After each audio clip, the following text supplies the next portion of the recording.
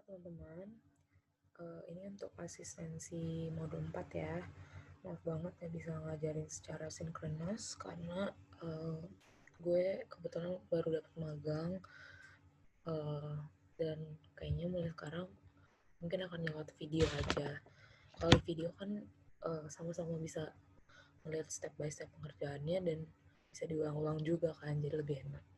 Tapi kalau nanti mau ada pertanyaan yang kurang jelas, bisa langsung PC dari WA aja. Oke, langsung kita mulai aja ya.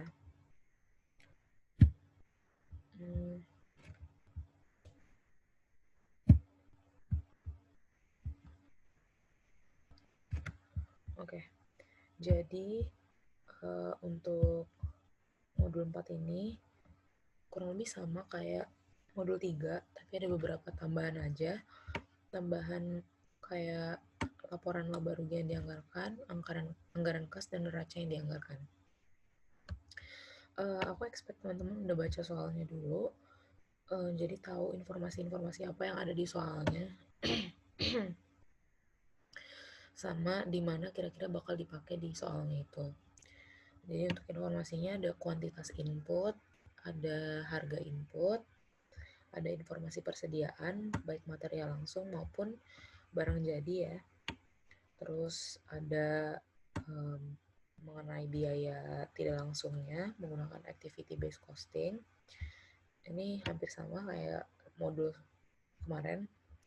Terus ada penjelasan tentang biaya tetap non manufaktur. Terus tambahan-tambahannya itu kayak menyangkut penjualan itu ada menggunakan kas dan kredit, ada pembelian bahan baku atau utang itu secara kredit di mana 50%-nya dilunasin di periode berjalan dan 50%-nya di periode selanjutnya. Terus ada rencana pembelian aset sebesar 138 juta, ada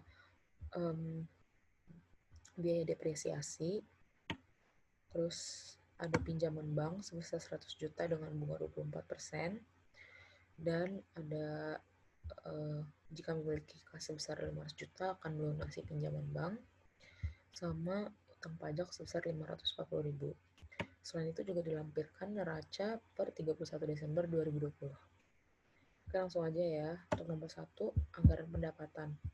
Anggaran pendapatan sama kayak kemarin, berarti berapa yang kira-kira akan didapetin dari total penjualan. Berarti cara ngitungnya adalah unit yang akan dijual per kasurnya dikali sama harga jual per kasur. Informasinya diambil dari soal bagian input. Nah, di bagian informasi penjualan dan persediaan. Ini jumlah penjualannya kasur pegas 72, kasur latex 75. Harga jualnya 3.400.000 untuk kasur pegas dan 4 juta untuk kasur latex. Berarti total pendapatannya kuantitas dikali harga jual. Dapat segini dan untuk totalnya sebesar 544.800.000. Jadi total kasur pegas ditambah sama total kasur latex. Lanjut untuk anggaran produksi. Anggaran produksi berarti berapa banyak yang harus diproduksi untuk memenuhi target penjualan di tahun tersebut dan target persediaan akhir barang jadinya. Berarti kita pakai informasi yang sama ya. Nah, ini juga. Jadi jumlah penjualan yang dianggarkan ini 72 dan 75 ditambah target persediaan akhir barang jadi kasur pegas 6 dan kasur latex 10. Berarti total unit yang diperlukan untuk periode itu adalah jumlahnya 78 untuk kasur pegas dan 85 untuk kasur latex. Nah, berapa sih harus diproduksi? Berarti yang dibutuhkan dikurangi dengan barang yang sudah ada dari persediaan, yaitu 3 kasur pegas dan 2 kasur latex. Berarti yang perlu diproduksi untuk tahun ini adalah 75 kasur pegas dan 83 kasur latex. Lanjut untuk anggaran penggunaan material langsung dalam kuantitas dan rupiah untuk tahun 2021. Berarti kan berapa banyak bahan baku yang harus digunakan untuk memenuhi produksi tahun ini. Tadi kita kan udah tahu berapa yang harus diproduksi, yaitu 75 untuk kasur pegas dan 83 untuk kasur latex. Nah, berarti kita tinggal mengalihkan saja dengan input untuk setiap jenis kasurnya. Informasinya pakai yang ini. Kuantitas input per kasur, per unit kasur. Nah, untuk untuk kasur pegas dia butuh 1,5 meter kawat, 375 unit pegas, 75.000 cm kubik hardpad, dan 60.000 cm kuadrat kain. Nah, berarti langsung diinput aja. Di inputnya jangan lupa dikaliin sama jumlah kasur yang harus diproduksi. Berarti kan kalau ini kasur pegas 75 dikali sama berapa banyak kawat yang dibutuhkan per unitnya kan. Berarti 75 dikali sama 1,5. Lanjut ini dikali 375 karena setiap unit kasur butuh 375 pegas kan. Dan seterusnya untuk hardpad, kain, dan latex. Begitu juga dengan kasur latex. Dia butuh 0 kawat kan untuk setiap unitnya. Berarti 0 dikali 83. Benar 0. Ya. Terus ini juga 0. Dia nggak butuh pegas. Nah, untuk hardpad, dia butuh untuk satu kasurnya adalah 75.000 dikali sama jumlah kasur yang mau diproduksi 83. Berarti 6.225.000. Sama dengan kain dan latex juga dikali sama 83. Jadi kuantitas inputnya dikali sama 83. Nah, ditotalin jumlah total material langsung yang digunakan tinggal dijumlahin aja untuk tiap jenis materialnya. Baru di total ketemulah hasilnya 31.733.308. Tapi ini masih dalam bentuk kuantitas. Dan kuantitasnya juga beda-beda. Makanya supaya bisa dianggarkan harus dikalikan dengan harganya, yaitu dalam rupiah. Nah, ini kita pertama untuk anggaran biaya, masukin dulu persediaan awal yang ada. Persediaan awalnya dijelasin ya di info yang ini.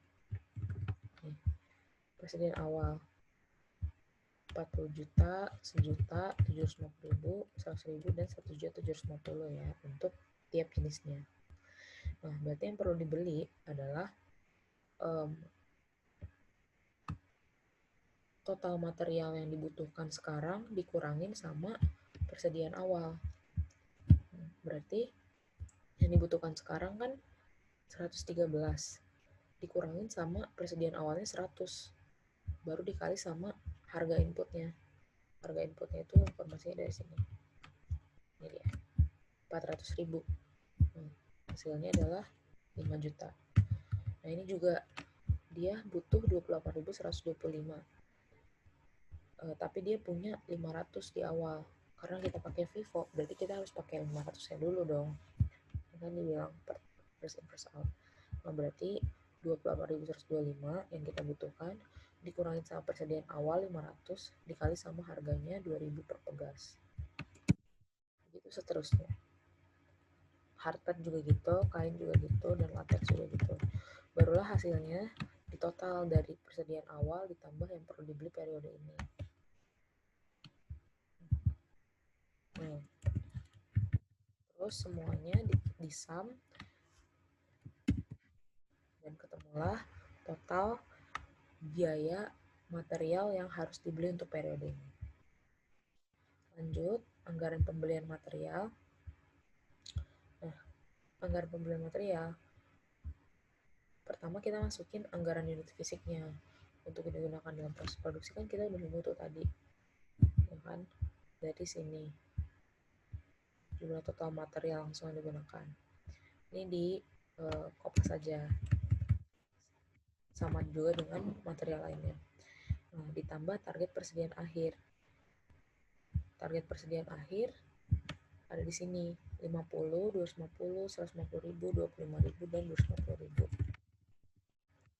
Nah, baru di jumlah, berarti itu adalah total unit yang diperlukan untuk periode ini untuk memenuhi target penjualan dan target persediaan akhir. Dikurangin sama persediaan awal. Persediaan awalnya ini kan 100, 500, 75.000, 25.000, 125.000. Nah, barulah hasilnya itu adalah jumlah unit yang harus dibeli, memang harus dibeli. Nah, baru dikalikan sama harganya. harganya pakai yang ini.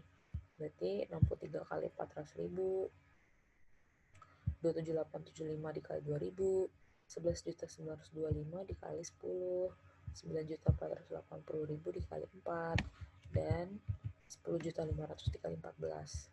Nah, total semuanya dijumlah, dan itu adalah total pembelian biaya material. Biaya material yang dibutuhkan untuk periode ini. Jadi bukan yang ini ya. Yang ini tuh yang dibutuhkan. Kalau yang ini adalah yang akan dibeli. Anggaran pembelian material langsung. Oke, lanjut ya. Anggaran biaya tenaga kerja pakai info yang ini kan. Tenaga kerja langsung inputnya 40.000 per kasur. Jadi untuk kasur pegas, tenaga kerja yang dibutuhkan 5 jam per kasur. Untuk kasur latex, 6 jam per kasur. Dikalikan sama jumlah output yang akan dihasilkan, yaitu kasur pegas 75 kan, dan kasur latex 83. Berarti total jam kerjanya unit output dikali sama jumlah jam kerja. Baru dikalikan sama upahnya. Upahnya itu informasinya dari sini. Tenaga kerja langsung 40.000 per jam kerja. Setelah dapat upahnya, totalnya dijumlah aja dari kasur pegas dan latex. Nah, ini adalah total biaya tenaga kerja langsung. Nah, lanjut untuk biaya tidak langsungnya, itu kan pakai activity based costing. Nanti kita pakai informasi yang ini ya. Nah, jumlah unit yang diproduksi, kasur pegas 75 sama kayak tadi, kasur latex 83. Jumlah unit per batch-nya di sini, kasur pegas 3, kasur latex 5. Jumlah batch-nya berarti jumlah unit yang diproduksi dibagi sama jumlah unit per batch. Berarti ada 25 batch untuk kasur pegas dan 3 dibagi 5, 16,6. Seperti yang gue jelasin kemarin, kalau batch itu harusnya dibuatkan ke atas karena nggak mungkin kan dihitung secara pecahan, karena pasti batch ya dihitungnya satu.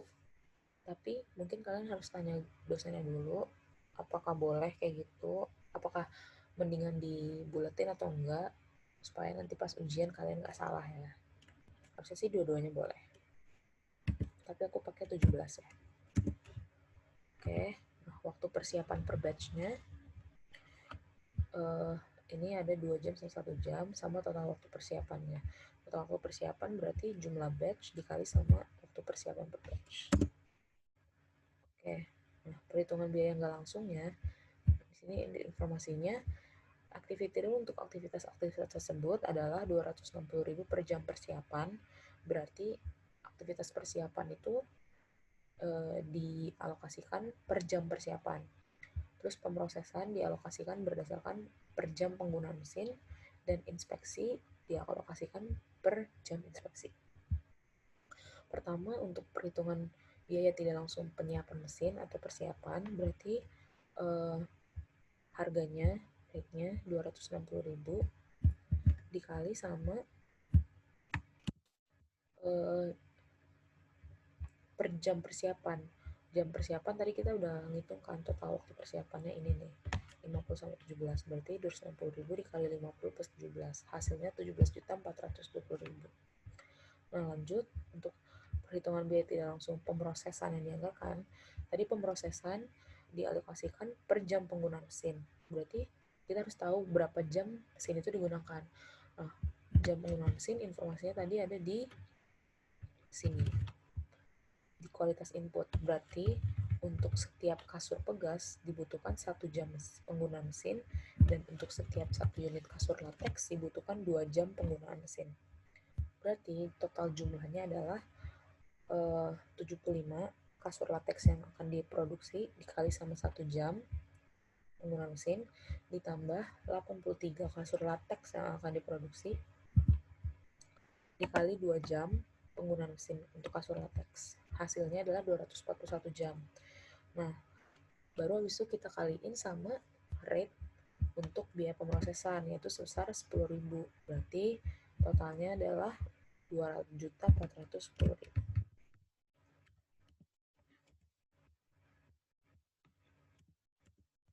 Oke, nah selanjutnya untuk perhitungan biaya tidak langsung inspeksi. Tadi kan inspeksi per jam inspeksi ya. Nah, biaya inspeksinya kan 40.000 per jam. Sedangkan waktu inspeksi per batch itu 0,5 untuk kasur pegas dan 1 jam untuk kasur latex. Berarti 40.000 dikali 0,5 dikali jumlah batch per kasur pegas itu ada 25 batch ditambah 1 jam untuk kasur latex dikali 17 batch untuk kasur latex. Hasilnya adalah 1.180.000. Nah, berarti anggaran biaya manufakturnya untuk biaya penyiapan mesin 17.420, biaya pemrosesan 2.410, biaya inspeksi 1.180 ya. Total biayanya adalah 1.010. Lanjut, biaya satuan dari persediaan, kita mau cari cost per unitnya. Itu berarti kita harus tahu input per unit untuk tiap jenis kasur sama biaya per unitnya. Berarti kita pakai informasi yang ini ya. Nah, untuk kasur pegas input per unitnya kan biayanya dulu, biaya per unit inputnya pakai harga input ini. Kawat 400.000, pegas 2.000, hardpad dan seterusnya. Nah, untuk inputnya, untuk penyiapan mesin tadi pakai harga yang tadi 260.000, 10.000 sama 40.000. Untuk inputnya pakai informasi ini. Untuk kasur pegas dia butuh kawat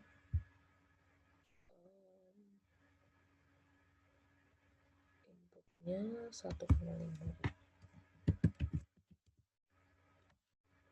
Salah. Oh ini.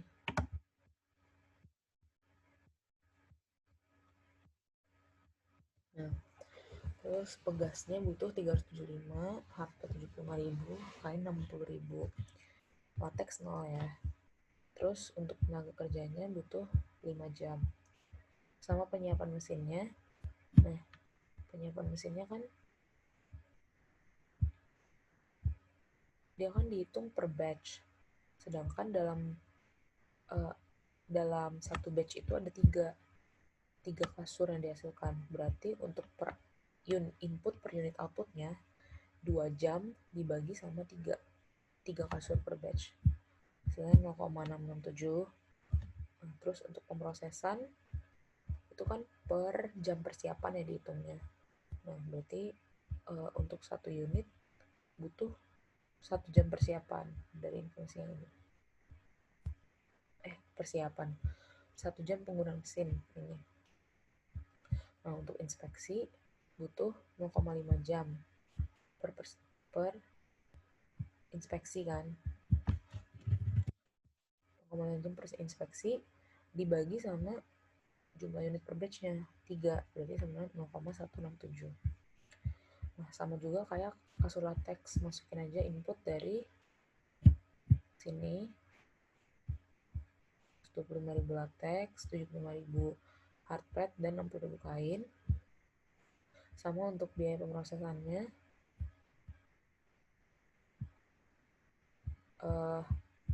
dia kan butuh tenaga kerja manufaktur juga 6 jam. Penyiapan mesinnya dia kan 1 per 5 per unit kan, berarti 0,2. Terus prosesannya per jam penggunaan mesin tadi di informasi ini. Jam penggunaan mesin untuk per unit kasur latex 2 jam. Nah, terus biaya inspeksi sama 1 jam per batch, berarti 1 per 5, 0,2. Nah, kita udah tahu biayanya, kita udah tahu input per unitnya, berarti tinggal dikaliin aja kan. Kalinya kayak gini, ini kali ini, dan seterusnya. Baru di total. Nah, hasil total ini adalah harga atau cost per unit dari tiap kasur pegas maupun kasur latex. Berarti satu kasur pegas itu membutuhkan biaya sebesar 2.730.000 dan untuk kasur latex sebesar 3.060.000. Lanjut untuk anggaran persediaan akhir. Anggaran persediaan akhir tuh kita mau menghitung berapa sih ntar di akhir periode produksi persediaan akhir yang akan kita dapatkan, yang kita miliki. Nah, itu pakai info target persediaan akhir. Target persediaan akhirnya kuantitasnya kan pakai data ini 50, 250, 150 ribu, 25 ribu, 250 ribu. Biaya per unitnya sama pakai harga input. Udah, tinggal dikaliin aja, lalu ditotalin. Nah, sama kayak barang jadi, kita ada target persediaan akhir dalam unit kan, ada 6 dan 10. 6 untuk kasur pegas dan 10 untuk kasur latex. Dikaliin sama biaya per unit yang tadi kita temuin di soal sebelumnya, yaitu 2.730 untuk kasur pegas dan 3.060 untuk kasur latex. Berarti hasilnya adalah totalnya 46.980 untuk persediaan akhir barang jadi. Nah, ini adalah akhirnya total persediaan akhir barangnya. Total persediaan akhir adalah jumlah dari total persediaan akhir bahan baku langsung sama total persediaan akhir dari barang jadi, yaitu sebesar 72.580. Lanjut ke anggaran harga pokok penjualan. Persediaan awal barang jadi kita pakai informasi di sini kan, persediaan awal dalam rupiah 4.965.500 ditambah 3.060. Nah, ditambah material langsung yang digunakan. Material langsung yang digunakan tadi kita udah ngitung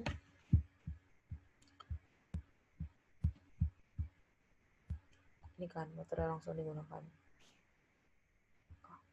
Harusnya wait.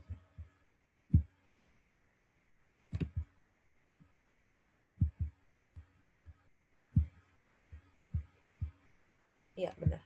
Material langsung digunakan. Material yang benar-benar digunakan untuk periode itu. Karena kita lagi ngitung harga pokok penjualan ya. Terus tenaga kerja manufaktur langsung.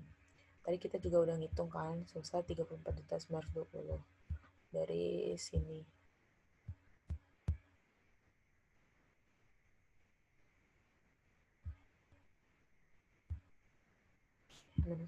Wait. Tenaga kerja.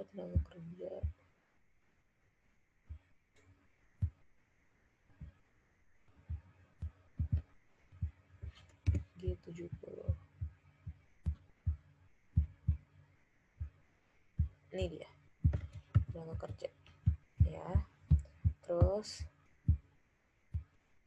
biaya manufaktur tidak langsung tadi yang ini. Anggaran biaya manufaktur tidak langsung.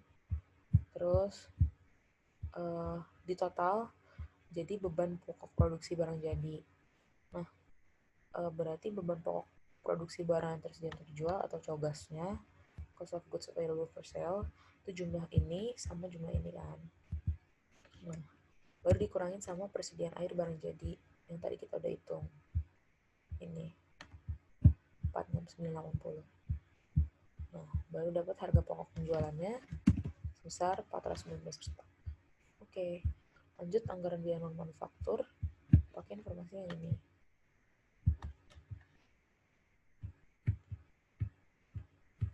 Anggaran biaya non manufaktur. Ya, biaya tetap non manufaktur sebesar 6.400.000, yang mana setengahnya merupakan gaji 3.200.000 ya. Jumlah gaji diekspektasi akan meningkat 2% pada tahun 2021. Berarti 2% dikali 102% dikali 6.400.000 dikali 50%. Kenapa 102%? Karena kenaikan kan, berarti 100% ditambah 2%. Nah, biaya tetap lainnya berarti setengahnya dari 6.400.000 ini. Komisi penjualan adalah 0,5% dari pendapatan penjualan. Berarti 0,5% dari pendapatan penjualan yang tadi kita udah hitung di atas 500 juta sekian itu. Nah, untuk biaya administrasi kartu kredit itu dijelaskan di selanjutnya. PT Matras Abadi 90% dari penjualannya berasal dari pelanggan yang menggunakan kartu kredit, yang mana jumlah pembayaran yang diperoleh dari penjualan tersebut dikenai biaya transaksi sebesar 2%. Berarti biaya administrasinya adalah 2% dikali 90%, 90% dari total penjualan 500 juta sekian itu. Dapatlah 9.806.400. Nah, semuanya di total itu jadi total biaya non manufaktur. Oke, lanjut laporan laba rugi yang dianggarkan. Pendapatan tadi dari perhitungan pertama 5,4 juta. Harga pokok tadi kita udah nemuin kan. Ini. Terus margin kotornya pendapatan kurang harga pokok penjualan. Biaya operasional tadi kita udah nemuin ini anggaran biaya non manufaktur itu biaya operasional. Baru margin kotor dikurangi biaya operasional sama dengan laba operasi, dikurangi sama biaya bunga. Bunga itu dari sini informasinya. PT Matras Abadi saat ini memiliki pinjaman bank sebesar 100 juta dengan tingkat bunga tahunan sebesar 24% yang dibayarkan setiap akhir tahun. Berarti 24% dikali 100 juta sama dengan 24 juta. Baru dikurangin dari laba operasinya dapat laba bersih. Selanjutnya anggaran kas. Anggaran kas saldo kas 1 Januari berarti kan pakai neraca 31 Desember 2020 350 juta ditambah penerimaan dari penjualan tunai 10% dari total sales ini 544.800 ini.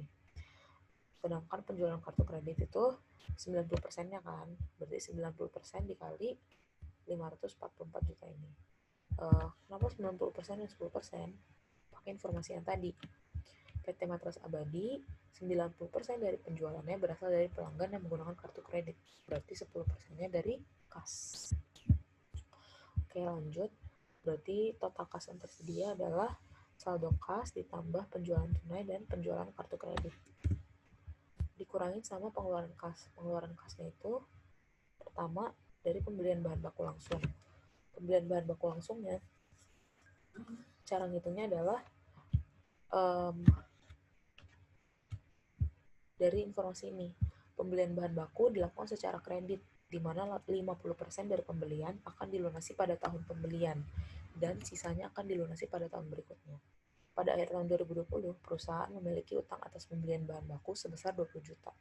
Berarti jumlah total utang bahan baku langsungnya ini adalah 20 juta ditambah 50% dikali total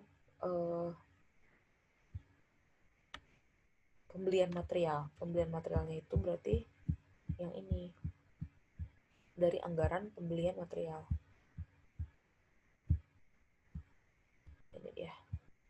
384.920.000. Itu hasilnya sebesar 212 juta.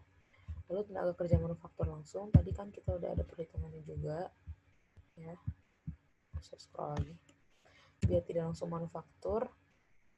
Nah, biaya tidak langsung kan tadi yang ini ya. Biaya tidak langsung.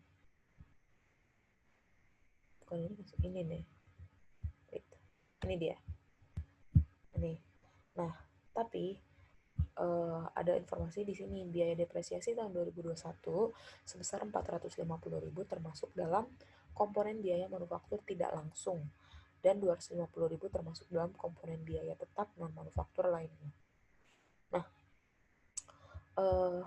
jadi dalam perhitungan ini kita harus ngurangin biaya depresiasi ini. Kenapa? Karena kita lagi ngitung anggaran kas, artinya hanya yang berbentuk kas atau liquid lah yang dihitung. Kalau depresiasi itu kan biaya non kas ya, maksudnya itu enggak benar-benar menimbulkan pengurangan terhadap kas atau kas yang kita miliki gitu. Jadi biaya tidak langsungnya adalah 21 juta tadi dikurangin sama biaya depresiasi sebesar 450.000. Nah, untuk gaji non manufaktur itu sama kayak ini. Nih. Terus komisi penjualan juga sama kayak soal sebelumnya. Ini. Terus biaya tetap non manufaktur lainnya tadi kan ada 250.000 termasuk dalam komponen biaya tetap non manufaktur lainnya. Berarti biaya tetap non manufaktur lainnya itu 3.200.000 dikurangin sama 250.000, jadi 2.950.000. Terus pembelian mesin tadi ada kan informasinya sebesar 138 juta dan pajak pendapatan sebesar 540.000. Nah, semua pengeluarannya di total hasilnya 415 juta 418.000. Lalu pembiayaan itu ada pembayaran bunga dari utang bank kan, 100 juta dikali 24% bunga tahunan. Nah, berarti itu udah semua pengeluaran dan semua pemasukan. Untuk dapat saldo akhir kasnya adalah pendapatan atau pemasukan kas dikurangin sama total pengeluaran dikurangin sama pembayaran bunga. Dapatlah saldo akhir kas 31 Desember 2021 sebesar 455.382.000. Lanjut ke terakhir neraca, berarti kita ngisiin neraca per 31 Desember 2021 berbentuk anggaran ya. Jadi untuk asetnya, kasnya kita udah ngitung kan tadi sama dengan ini, sama dengan saldo akhir yang udah kita hitung. Terus persediaannya sesuai dengan persediaan yang ini ya, yang sebelumnya yang udah kita hitung. Total persediaan akhir mana tuh? Anggaran persediaan akhir.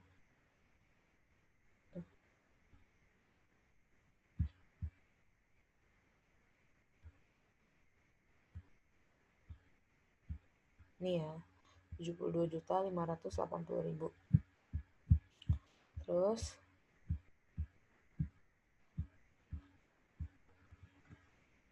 aset tetapnya kan tadinya di neraca 50 juta kan. Terus kita beli 138 juta, berarti 188 juta, 50 juta ditambah 138. Dikurangin sama akumulasi depresiasi. Dari neraca sebelumnya 1 juta. Terus depresiasi tahun ini adalah 450 ditambah 250 kan dari informasi ini. 450 tambah 250. Nah, berarti totalnya 1.700.000.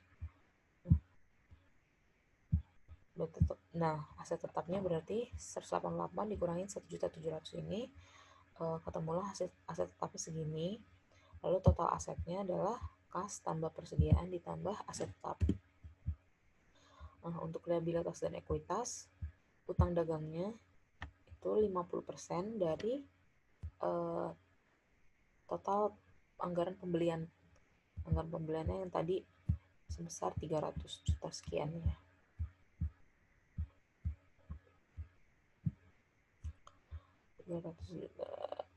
Mana ya? Ini dia, 384 juta. Kenapa 50%?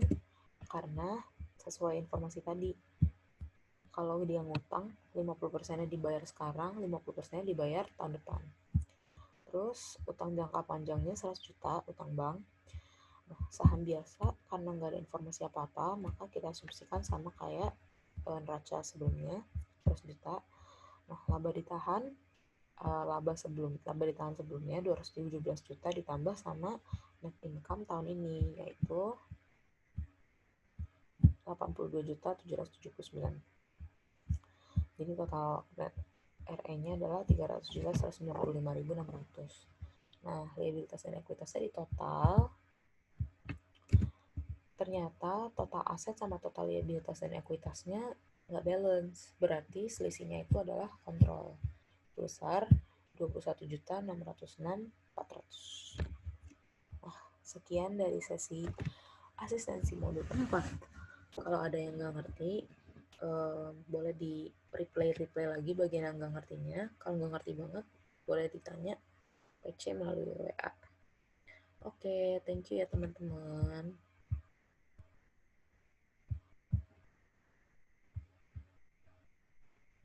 Gimana caranya ya? Pause share. Stop sharing. Oke, stop recording.